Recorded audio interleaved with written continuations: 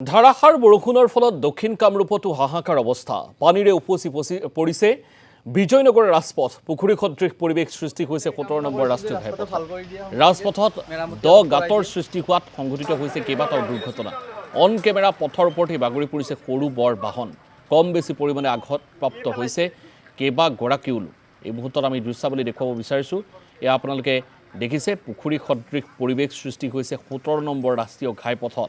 আচলতে বৰ্তমান সময়ছোৱাত নিৰ্মাণ কাৰ্য কিমান তুলুঙা পৰ্যায়ত বা কিমান নিম্নমানৰ এয়াই প্ৰতিয়মান কৰে।